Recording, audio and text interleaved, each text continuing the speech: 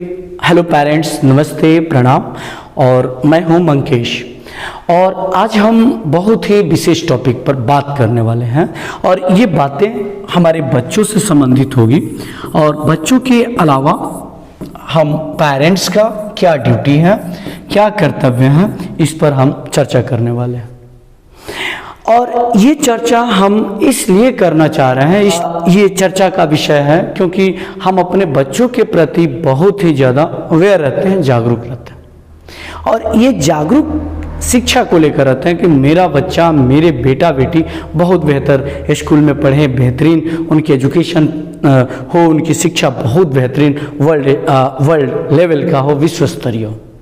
और इसी की सोच में हम बहुत बड़े बड़े स्कूल में एडमिशन करा देते हैं, प्राइवेट स्कूल में। और ये प्राइवेट स्कूल जो कि एक व्यवसायीकरण कर रहा है शिक्षा को, और इस व्यवसायीकरण के युग में वे अपना एक इकोनॉमिक जो अर्थव्यवस्था कहते हैं, उसकी आर्थिक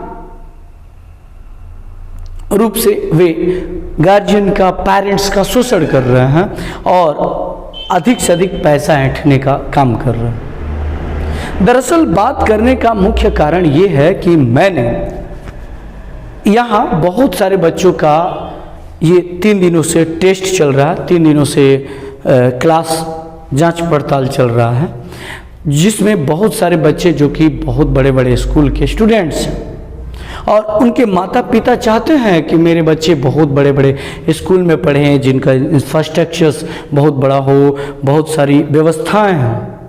लेकिन एक चीज़ मैं पेरेंट्स, गार्जियन, आप सभी से मैं ये कह देना चाहता हूँ कि शिक्षा किसी इंफ्रास्ट्रक्चर से नहीं होती है और इंफ्रास्ट्रक्चर बड़ी बड़ी बिल्डिंगों से नहीं होती है। शिक्षा एक गुरु दे सकता है, एक शिक्षक की जरूरत होती है। शिक्षा और शिक्षक ये दोनों ऐसे शब्द हैं जो बहुत ही अमूल्यवान हैं और इसकी तुलना कभी आप रुपए पैसे से नहीं कर सकते।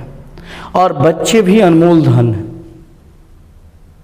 बहुत सारे ऐसे मैंने गार्जियन को देखा है जो कि किसी बड़े स्कूल में वहाँ बस, वहाँ का इंफ्रास्ट्रक्चर, वहाँ का अनुशासन, डिसिप्लिन जिसे कहते हैं, देखकर बच्चों का बिना जांच परख के कि बच्चों के, वहाँ के बच्चों का कंडीशन क्या है, वहाँ के बच्चों की स्थिति क्या है, उनके वहाँ के बच्चों का सारे सब्जेक्ट्स कैसे हैं, उनके विषय में कैसी पकड़ है, इस पर न ध्यान देकर वे डायरेक्ट एडमिशन करा देते हैं। और यहाँ हम बच्चों पर दबाव डालते हैं कि आपको मैं पैसा दे रहा हूँ और इस एवज में आपको बहुत आगे करने होंगे। लेकिन जो कहीं ना कहीं ये एक्सपेक्टेशन जो आप पाल रखे हैं बच्चों से, ये आपके अधूरे एक्सपेक्टेशंस हैं, अधूरे आपके सपने हैं जो कभी पूरा नहीं हो सकता है, कभी परिपूर्ण नहीं हो सकता। इसके पीछे कारण है कि आपने न कभी बच्चों की जांच पड़ताल की उस तरीके से कि मेरा बच्चा जहां पढ़ रहा है, क्या वास्तव में बच्चे में कुछ विकास हो रहा है, डेवलप हो रहा है। हम इंग्लिश के नाम पर लाखों रुपए स्कूल में हम पैसे दे रहे हैं, लेकिन क्या आपने कभी सोचा है कि हमारे बच्चे क्या इंग्लिश को बहुत वे में बहुत अच्छी तरीके से समझ पा रहे हैं। सीबीएसई की आईसीएसई में हम एडमिशन करा देते हैं, सीबीएसई स्कूल, आईसीएसई स्कूल में एडमिशन करा देते हैं। क्या आपके बच्चे कभी इंग्लिश में चर्चा करते हैं? क्या आपके बच्चे कभी इंग्लिश में बहुत अच्छी तरीके से उनकी राइटिंग स्किल्स हैं, लिख पाते हैं? ऐसा क्या आपने कभी सोचा है? आप गौर करें, तब आप अपने बच्चों के एक्सपेक्टेशन में खरा उतरने के लिए आप देखें। नहीं तो ऐसा कतई पॉसिबल नहीं है कि आप बड़े स्कूल में एडमिशन करा दें और आपके बच्चे सक्सेस हो जाएं, सफल हो जाएं। ये कभी हो नहीं सकता जब तक कि उसकी शिक्षा, उसकी एजुकेशन, उसकी क्लासरूम की व्यवस्थाएं उस तरीके से न हो। और एक चीज़ मैं यहाँ कह देना चाहता हूँ कि इस शिक्षा के व्यवसायीकरण में बड़े बड़े पूंजीपति ये इंफ्रास्ट्रक्चर खड़ा कर देते हैं और शिक्षक को, जो कि कहीं ना कहीं वैसे शिक्षक जो कि वास्तव में उस लेवल के हैं और वे गवर्नमेंट जॉब में नहीं हैं या गवर्नमेंट टीचर नहीं बन पा रहे हैं किसी कारणवश, या उनकी फाइनेंशियल कंडीशन खराब है, तो वे प्राइवेट स्कूल को ज्वाइन कर लेते हैं।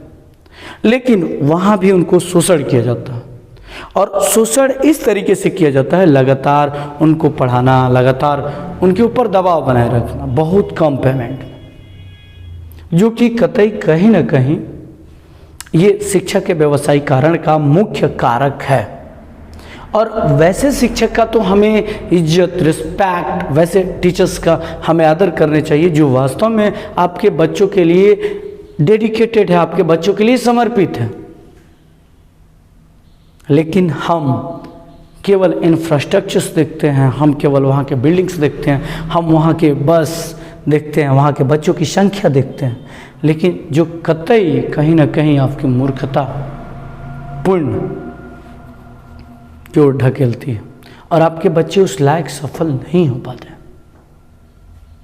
तो मैं आपसे आग्रह करूंगा कि आप अपने बच्चों को लेकर बहुत ही ज़्यादा ध्यान दें, और बच्चे अनमोल धन होते हैं, अनमोल रतन होते हैं, और इनको जिस परिवेश में जिस तरीके से ढाला जाए वैसे ढल सकते हैं। लेकिन यहाँ यही बात मैं कहना चाहूँगा कि आप बच्चों से अगर एक्सपेक्टेशन कर रहे हैं तो आप उसका जांच पड़ताल कीजिए। आप स्कूल के या किसी कॉलेज के आप मार्कशीट पर बिल्कुल ना जाएं, क्योंकि आपके साथ कहीं ना कहीं बड़े बड़े स्कूल वाले धोखा कर रहे हैं।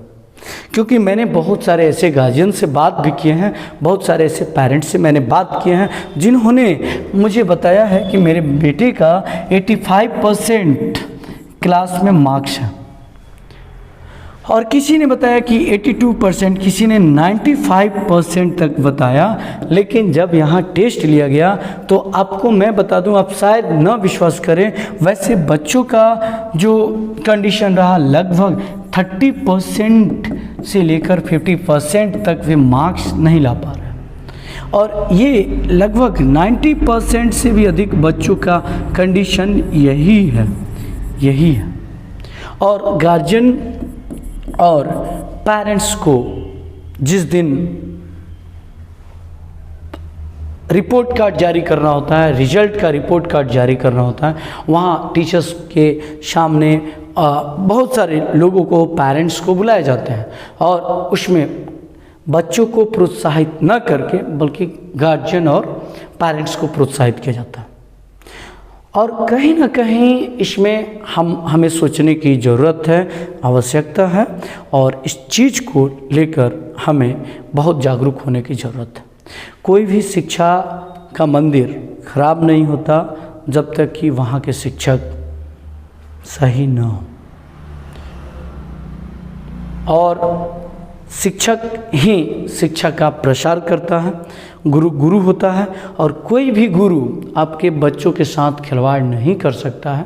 अगर हाँ, जिनका व्यवसायीकरण है, जिनको पॉकेट खर्चा चलाने हैं, डेफिनेटली आपके बच्चों को ठग रहा है, आपके बच्चों के करियर को बर्बाद कर रहा है। और इस चीज़ को आप गार्जियन, आप पेरेंट्स बिल्कुल समझें, क्योंकि बच्चे, मैंने अभी बताया है कि बच्चे अनमोल रतन होते हैं, सांचा में ढाला जाए वे ढल जाएंगे, और वे नाजुक होते हैं, उनका जो मेंटालिटी होती है, मानसिकता होता है, मानसिक विकास होता है, वे हमारे आसपास के समाज, हमारे आसपास के माहौल में ही ढलते हैं। तो इस चीज़ को लेकर आप कहाँ तक अवेयर हैं, आप ही अब समझ सकते हैं। और ये चीज़ मैंने इसलिए कही है कि क्योंकि मैंने बहुत सारे बच्चों का जो बहुत बड़े बड़े स्कूल में पढ़ते हैं और उनकी कंडीशन बहुत खस्ता हाल है, जो कि 9वां 10वें और इवन कि वे 8 7th के छात्र हैं, 6 के छात्र हैं, और उन्हें तीसरे चौथे के सवाल नहीं आते हैं, उनके तीसरे चौथे लायक यानी 3rd और 4th स्टैंडर्ड के लायक भी वे उस लायक परफॉर्मेंस नहीं कर पाते हैं। इसी आधार पर मैंने बोला है। तो आपसे विनती है कि आप मेरी बातों को एक बार ज़रूर इस पर चर्चा करेंगे, विचार करेंगे, और अपने बच्चों के लेकर बहुत ज़्यादा अवेयर होंगे, जागरूक होंगे। तो आप बिल्कुल अगर सहमत हो तो आप ज़रूर कमेंट सेक्शन में बता सकते हैं। और इसके लिए आप सभी को फिर से सादर प्रणाम। और जो भी त्रुटि हो आप मुझे क्षमा करें, क्योंकि मेरा मनसा है कि बच्चों का सर्वांगीण विकास हो, बच्चों का वैसा विकास हो जो कि आगे चलकर वे अपने पैरों पर खड़े हो जाएं, वे एक सभ्य नागरिक बने और हमारे देश के सर्वांगीण विकास में उनका बहुत बड़ा योगदान हो और हमारा देश भी विश्व के ऊंचाई के पटल पर छुए, जहां अन्य देश अभी तत्परित हैं, खड़े हैं। और इसके लिए आप सभी को और हमको इसमें तैयार होने की ज़रूरत है।